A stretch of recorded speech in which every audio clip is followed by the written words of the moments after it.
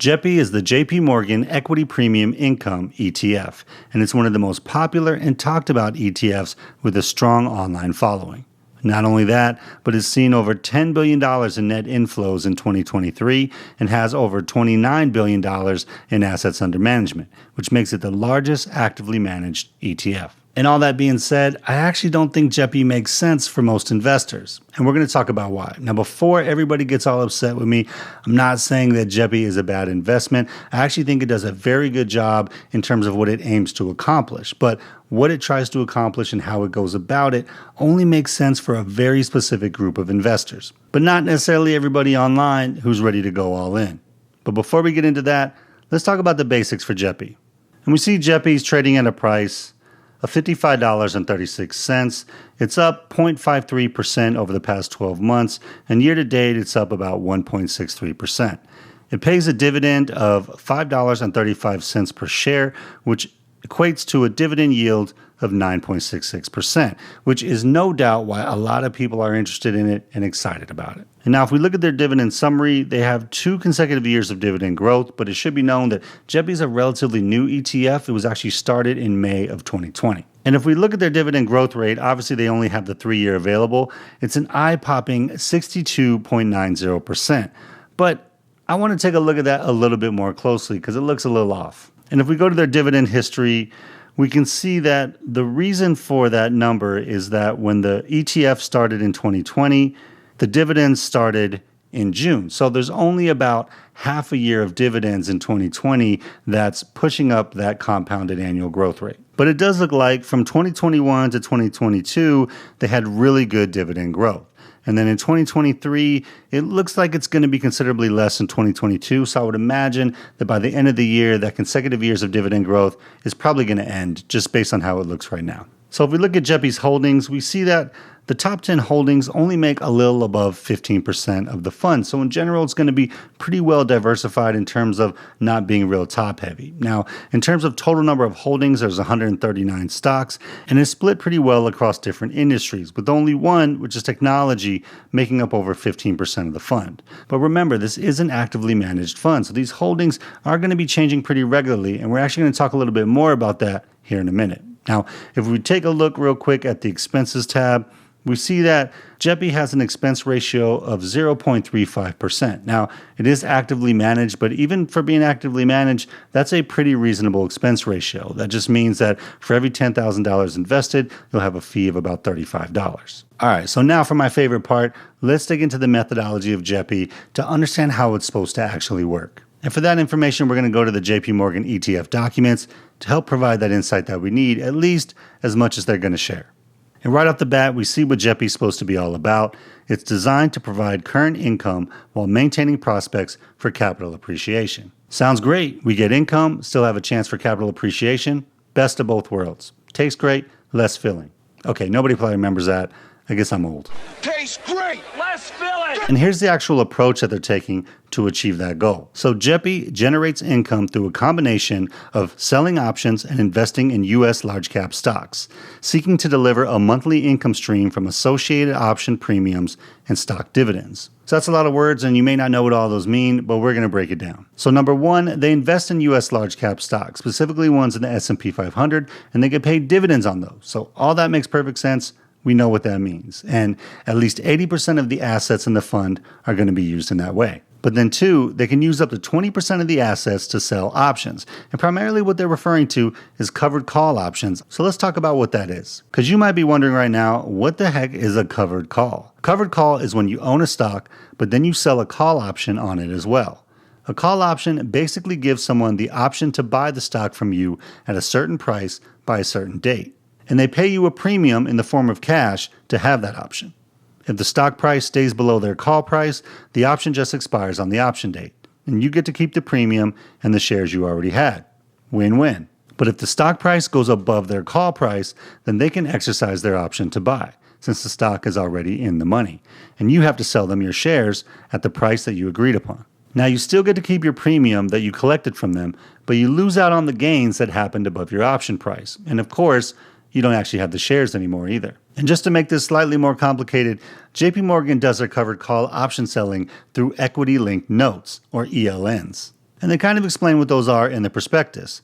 ELNs are structured as notes that are issued by counterparties, including banks, broker-dealers, or their affiliates, and that are designed to offer a return linked to the underlying instruments within the ELN. ELNs in which the fund invests are derivative instruments that are specially designed to combine the economic characteristics of the S&P 500 index and written call options in a single note form and are not traded on an exchange. So I'm not going to act like I'm an expert in ELNs because I'm definitely not, but how I understand this is they're just a derivative instrument that mimics the fund basically buying a stock and selling a covered call option by just netting out the cash of the position based on what the market does, as opposed to actually going through the process of doing both of those things.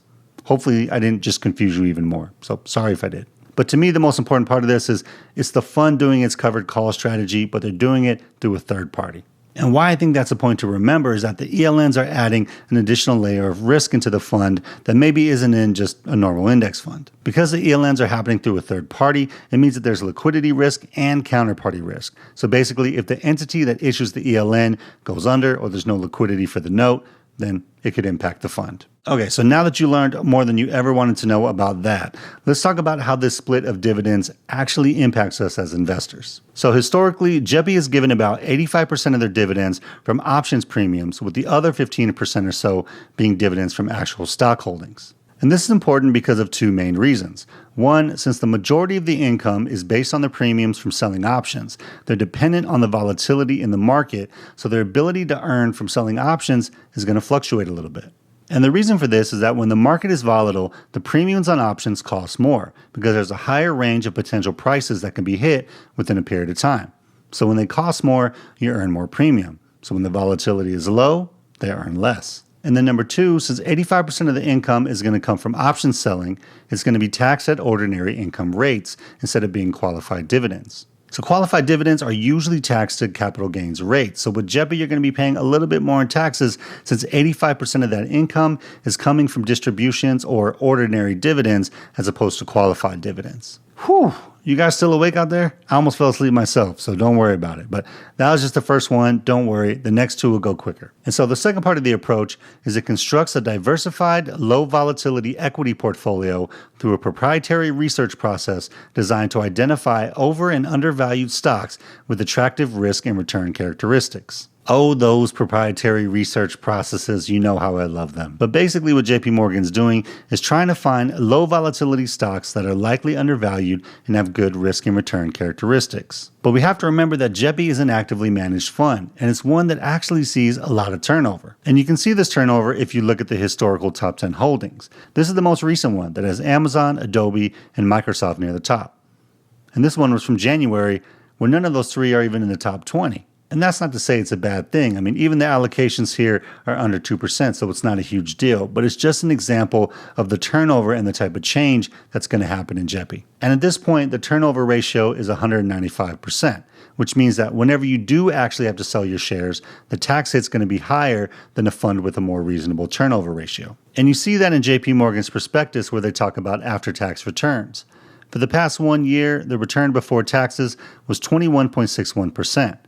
But then the return after taxes on distributions and the sale of fund shares drops all the way down to 12.83%. That's a significant tax hit that people need to think about. In between the dividends not being qualified and then the high turnover rate, there's just more tax implications to JEPI than a more traditional index fund or ETF. Okay, so if we look at the last part of JEPI's approach, it says it seeks to deliver a significant portion of the returns associated with the S&P 500 index with less volatility, in addition to monthly income. And I just want to point out here that they're specifically saying the goal is to provide a significant portion of the S&P 500 index returns plus additional income, but the goal is not to beat the market. And they specifically call this out in the prospectus saying, because the fund seeks lower relative volatility, the fund may underperform the S&P 500 index, particularly in rising markets. And we're actually going to dig into that specific thing here in a minute so you can see what that looks like. Okay, so it sounds like I'm being a little negative towards JEPI, but I'm not. For what its goals are, it actually does a really good job, and that's providing current income, giving a little bit of opportunity for capital appreciation, and doing it with a lower volatility than the S&P. We just have to understand what that means in terms of how it should perform based on how the market is. So let's take a look at what we should expect from JEPI based on market conditions. So when markets are going up and prices are volatile, the price of JEPI should go up, but not as much as other investments because their upside is limited because of the covered call strategy. But because prices are volatile, the dividend income should be more reliable or go higher. But in general, the total return should likely underperform the market because that covered call strategy is limiting the upside. And then whenever markets are going up but prices aren't volatile, the price of JEPI should go up, but again, not as much as other investments because that upside is limited by their covered calls. And since there isn't as much volatility, the dividend income will be less reliable and likely lower. And so again, overall, the total return should likely underperform the market because the covered call strategy is going to limit the upside and the dividend income from selling options is going to be lower. Okay, but what about when markets are going down and the prices are volatile? In that case, the price of JEPI should still go down with the market because you're 80% invested in stocks. But because of the high price volatility, the dividend income should be more reliable and you should be able to earn more. So in those cases, the total return should actually outperform the market due to that options income that a normal index isn't going to have. Now, when markets are going down but prices aren't really all that volatile, the price of JEPI will still go down because you're 80% invested in stocks. And since volatility is low, the dividend income is going to be less reliable or lower. A total return should likely match the market or slightly outperform based on how much option premiums they can generate. And then lastly, when markets are going sideways and prices are volatile, the price of JEPI should actually stay relatively flat with the rest of the market. The dividend income should be more reliable and higher because of the higher volatility, and in total return, they should outperform the market due to the increased options income. And now when markets are going sideways and prices aren't volatile, then again, the price of JEPI is going to stay relatively flat.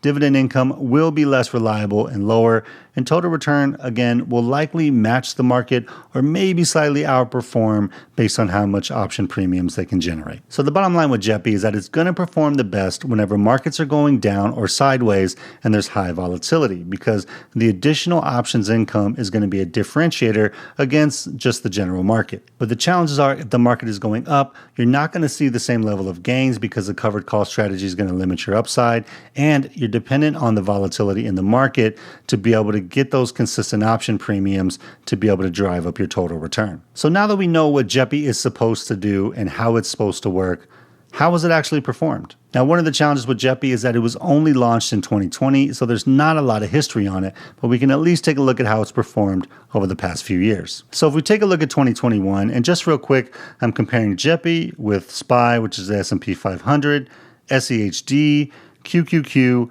and then VGIT, which is just basically a treasury ETF from Vanguard. And you might be wondering, why do I have this mix? I have the treasury ETF in there because if your goal is really retirement income, dividend income, then obviously a treasury ETF, especially now, might be something that you compare against or something that you pair with it. And then the other three are three of the main index funds and ETFs that long-term investors invest in. So SPY, SCHD, and QQQ. Because a lot of the sentiment that I see online are people that are looking for income, but then also people who just want to hold JEPI for a long time and have it be their retirement plan. So if we take a look at 2021, which in general was an up year in the market, we see that JEPI underperformed on price pretty significantly compared to all the rest of the indexes, obviously except for the Treasury Fund. And if we look at total return, we see that although it performed at almost 23%, which in general is really good, it still underperformed SPY, SCHD, and QQQ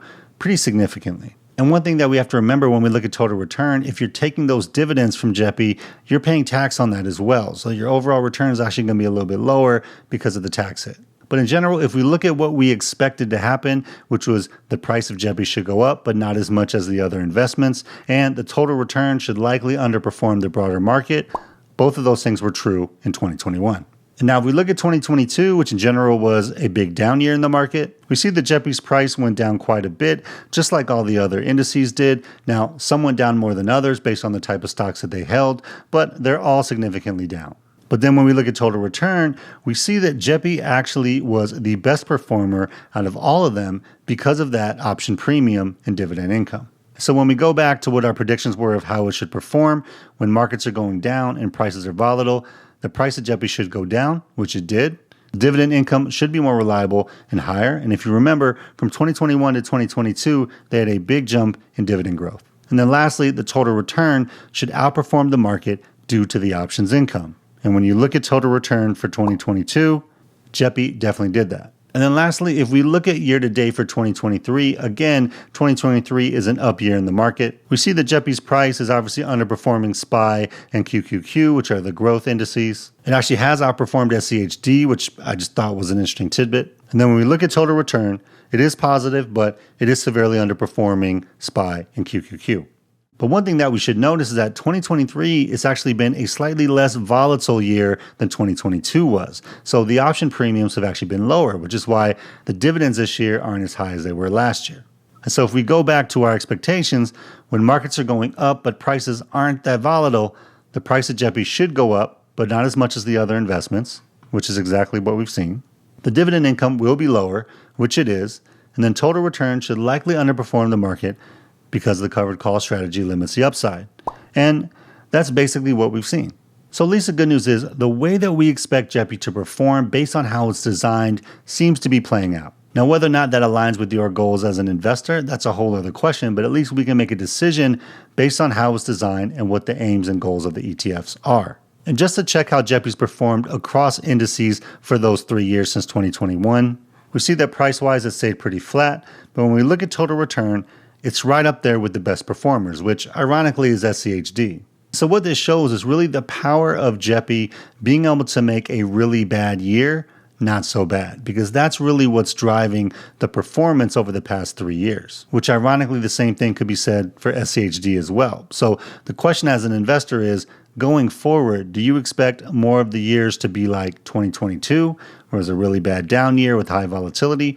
Or do you expect more of the years to be general uptrends? Because if you do, then JEPI will likely underperform. And one thing that we need to remember is that the amount of volatility that we've had in the market over the past 3 years has been really high relative to historical volatility. So obviously that's helped JEPI's returns. And the question you have to ask yourself is, do you think that's just going to continue going forward? Or like 2023, where it's slightly lower than it was last year, the dividend income has been reducing already. So like I said, JEPI does a really good job of achieving the goals it was designed to accomplish. But the reason why I think it's wrong for most investors is that there's very few scenarios where it actually makes sense over other options. Well, think about it like this.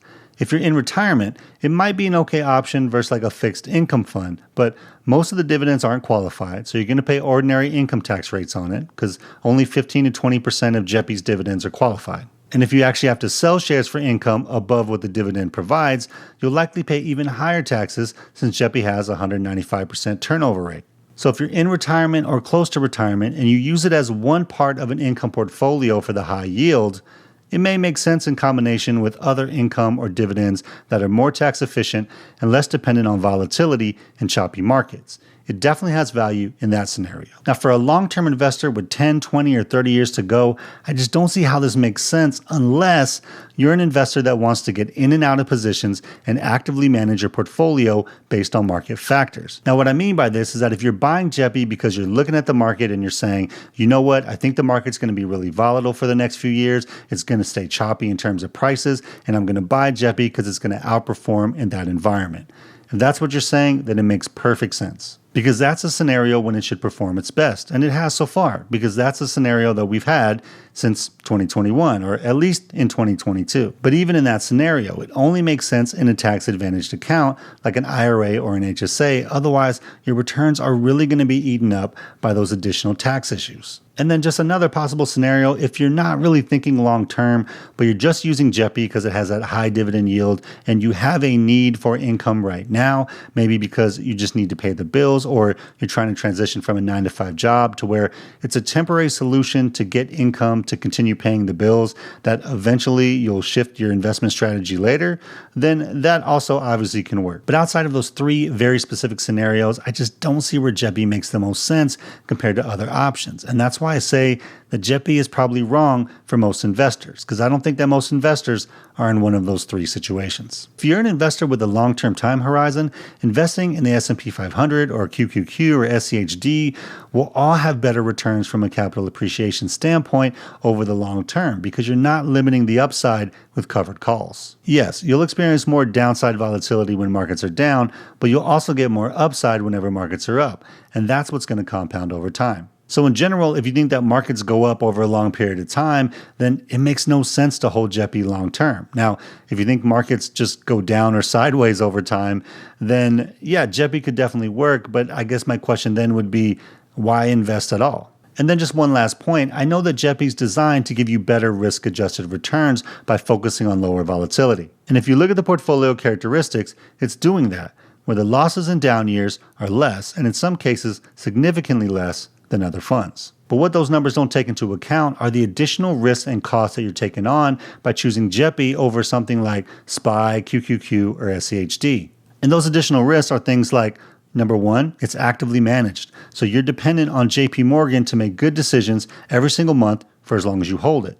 That's a management risk. And this risk is slightly higher too because we only have 3 years of history with JEPI so far. And then number two, the bulk of the dividends are driven by option premiums, and those are dependent on market volatility. So you can't guarantee stable payouts or even having payouts at all, depending on what the volatility in the market looks like.